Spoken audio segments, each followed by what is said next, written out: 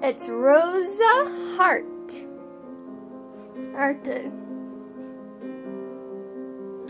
And we've just learned about our mother being a witch in Cinderella. And we are in shock and are in our room. Hen, my mother, the only person I've ever loved me, was the Cinderella, a witch, the first witch to kill a human, the witch that started the fairy tale curse. All this time, I thought Mother was the only one who cared, but what if she didn't? Never did. I stayed in my room for a long time, trying to process everything I have been told.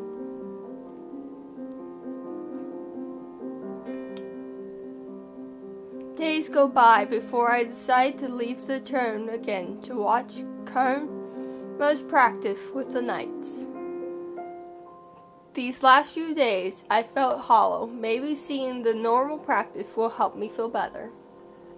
Maybe it will make things feel like nothing's changed.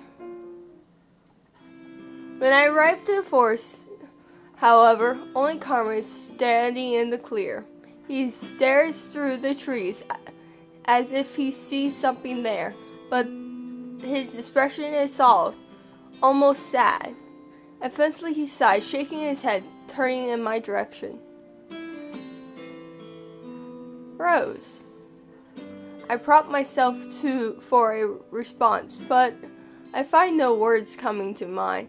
I have not spoken to Karma since the talk about Mother and the witches, and any of the ease I felt with him before had slipped away. Still, I came here on my own. I cannot just stand here, being mute. I say the first thing comes to mind. Where are Jack and Jill? I want to train with Jill. Oh, Jack is on patrol tonight. He's been late.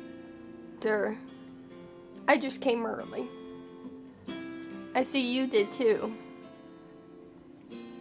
Rose, are you okay? I'm sorry if I haven't been to see you. It's not your fault if you owe me that. It's not as if you owe me that. I do not owe it to you, but I truly want to. I've just been busy these last few days going around the town for information. As much as I want to come with me, why would you even have wanting to partner up with someone like me anyway?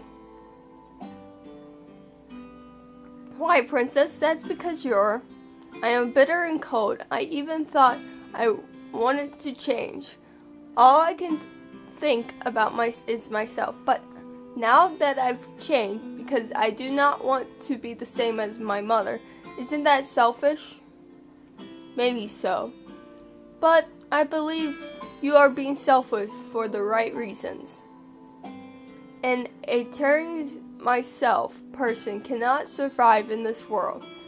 Before we can make others happy, we have to make ourselves happy. Happy? Ourselves? Yes. An angry person holds resentment towards everyone.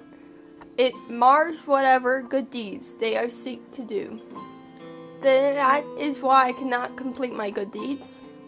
Wrong, you already got one done. Regard the need of change is always a good thing, Rose. Regard of the motion. You are trying to become a better person. That is what matters. He takes a step towards me, then puts his hand on my shoulder and leads down until I can look right into his eyes. Karma's serious expression saddens me as his touch. It's never too late for anyone to change. You taught me that. What? How could I have taught Karma anything? Do you mind if I tell you a story, Rose? He's standing too close. I'm not moving. What is his face so close? All I can do is stare right into his eyes. Karma's hands tighten on my shoulder, and for a few moments I feel a slight pain in my chest.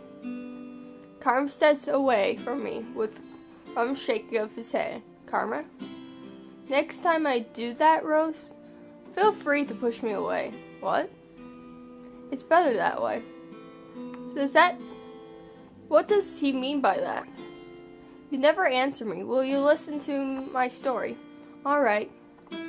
Once upon a time, in a faraway land, far, far away, oh dear, there lived a crown prince from a kingdom called Brunchum.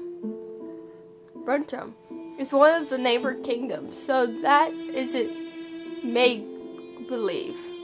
His name was Karma Anren Mek but because his name was such a mouthful, he set for as a nickname, at least around the palace, where it was accepted. Karma. Karma. Prince Karma was a man who flattered his beauty and his talents to all that he met. He often used this talent to get whatever he wanted. Prince Karma was a selfish man who felt he had tired enough everything he had. He was vain and often left his castle unattended so that he could avoid his responsibilities. Then one day he chanced upon a beautiful maiden in the town square. He led her around the whole day, being as charming as he possibly could. And then at the end of the day, he asked the woman to be his lover. She agreed, but their time together did not last. Only weeks later, Prince Karma threw her away, as only thrown away as objects, broken the woman's heart, and she cursed him. That beautiful maiden was a witch, but Prince Karma found out too late. Witch said that she would make his beauty a foul curse. To make his beauty a curse? A line of being cursed, Prince Karma donated as suddenly left his kingdom behind. He has been gone for nearly a year now, and most people assume he is dead. But the truth is the prince has came to arms to seek a way to break his curse. He has heard of a young lady named Rose, who on her 18th birthday could display any curse. Karma. He looks so sad, I don't know how to comfort him. Kavoon? Karma Kavoon turns slightly red as he stares at me for a few moments. He does not speak. Then he blurts out laughing. I stare at him in shock, not understanding his realization. I feel myself loud. Isn't that your real name? No, darling, it is. But hearing you say my name, well, it sounds so much softer on your lips than I rather like it. My cheeks are warm again. How is it that he's always able to make me feel this way? It will call you by that name. It makes you so happy. Let's make it a secret between us. I'm still Miss Karma here. Besides, I'd rather you keep that name for my ears only. It makes it feel more special that way. More special.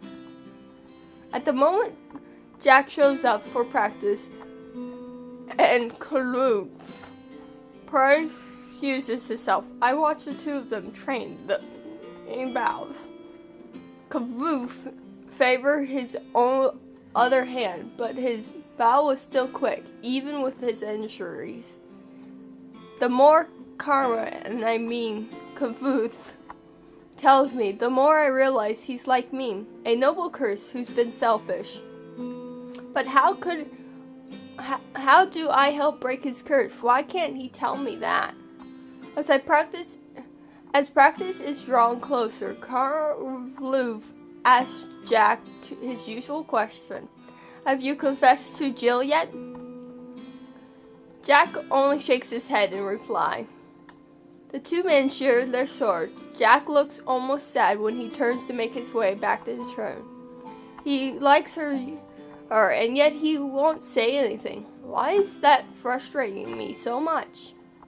Jack? Yes, Princess? You have to tell the truth.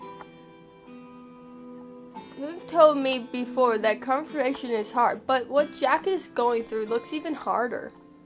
Princess, you know I am incapable. No, you think you're incapable, but if you never say anything to her, you'll never know. If I say something wrong, I risk losing everything that I already have with her. And if you say nothing, you risk losing what you could have with her. Rose is right. Maybe you should tell her, Jack. But before Karma was amused that Jack shouldn't confess to them. What changed? If I mess up this, let's try looking at it through another lens. Image that Jack is Rose. How do you think she would like to be confessed to? I frowned at the demand and crossed my arms. Excuse me? Well, you and Jack are very clever. You're both very straightforward. Confess to Princess. My eyes moved to Karma, but only then, before they once look on Jack. You just need to do something simple, Jack.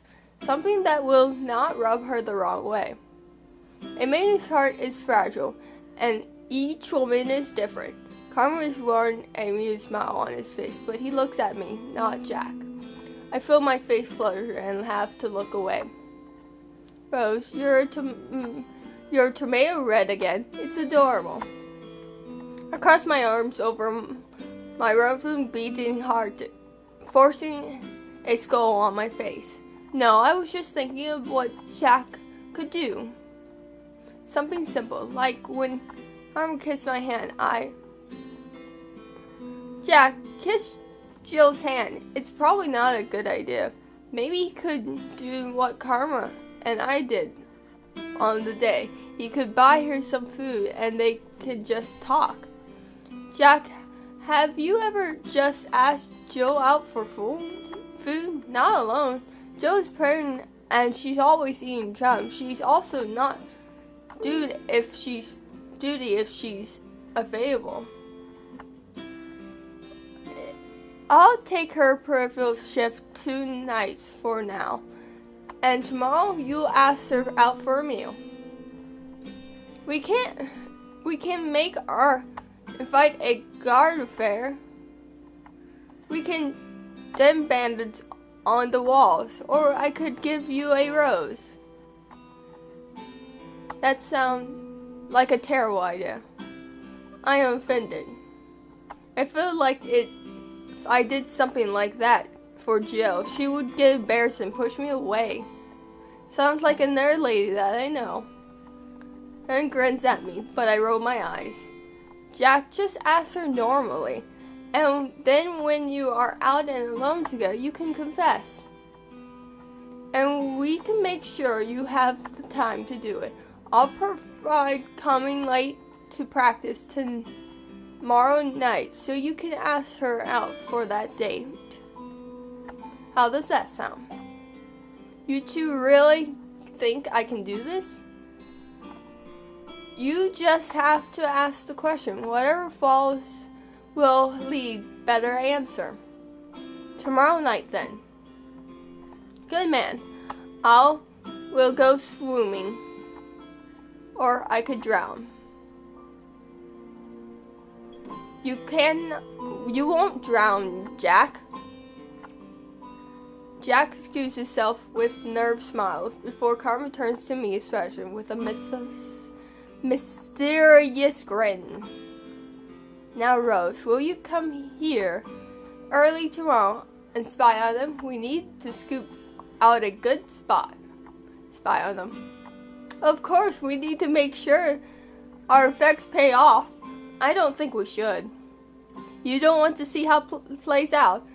I shake my head, unable to put my emotions into words. For some reason, I imagine myself in Jill's place, it feels too personal. Kind of like sound spin into my mind. I feel my face grow hot again. Oh, you've been oddly out of it today.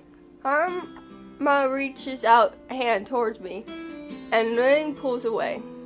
I stare as he smiles at me, almost sheepishly. The confess between us dies, and we return to mythos. Days pass, and though I did not spy on the conversation between Jack and Jill, I've noticed Jack has been smiling from ear to ear during his practice with Karma's oath. I only assume that his confess went well. Harm took the friendship tonight, and I lie in bed, restless. Every time I watch Karma practice with Jack and Jill, I remind the palace of Francis. I wonder how Francis is doing. Is he still practicing with the other knights? My thoughts darken as I recall the kidnaps. Karma had to save me, every time. He got an injury saving me. Unable to sleep, I slip out of bed and making my way to the reception room. The night air is cold, and no one stopped me from staying outside of Mythal. I cannot just sit back and do nothing anymore. I have to act. I do not want Karma to get hurt because of me again. Eventually, I see Karma approach. He looked tired and is moving more slowly than usual. But when he sees me, his lips quickly turn into a smile. Rose, what are you doing out here tonight, love? Love, instead of dying, that's new. Hello, Carla. His face is dark red again. If you use my real name, I suppose you came to ask something serious. How could he know that? I need to ask you something of you. Well, if you need a short shoulder to cry on, I'm right here, love. What? Oh, is it not about that? Never mind. I'll ask if you will be my instruction. For some reason, I see have caught Kevin off guard. He stares at me for a few moments. What? I need to learn how to use a sword. I want you to be my instruction. Karma's expression becomes unchanged and serious. I'd rather you do not learn how to use a sword. I do not want you to keep protecting me. I do not mind protecting you. I do. Karma sighs and shakes his head. Princess shouldn't be using a sword. I want to be able to stand on my own 2 feet. I do not want you to get hurt again when I can do something about it. Teach me, please. Kafoo. Once again, he flushes. It seems to be an reaction, and it's both amusing and embarrassing. It won't be easy. I wasn't expecting it to be. Karma stares at me for a long time before finally letting a heavy sigh. Fine, I'll trade you.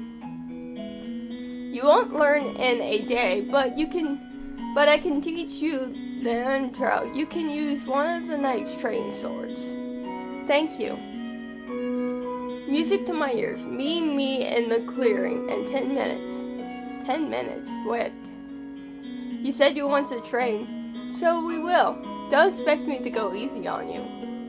But aren't you tired? He looked exhausted when he came in, and he wants to train. Already trying to get out of training. I am not. Karma shakes his head, but he smiles. I'll see you there in a few minutes, love. Moonlight spreads through the leaves, illuminating the forest with golden light. Long minutes pass, and as I stand and clear, I begin to feel restless. It isn't like Karma to be late. Is he tending to his wounded injury? I hear a rustle in the leaves, but I turn to me to see what the distraction is. But the minute I do, I pull back a strong force, and my world goes dark. Before I can scream, I hear a gentle voice in my ear. Lesson 1, Rose. When approaching by an enemy that you cannot see, remain calm and use your 5 senses to judge how the best to upper hand. And my battery's about to die, so we'll stop here. Peace, guys.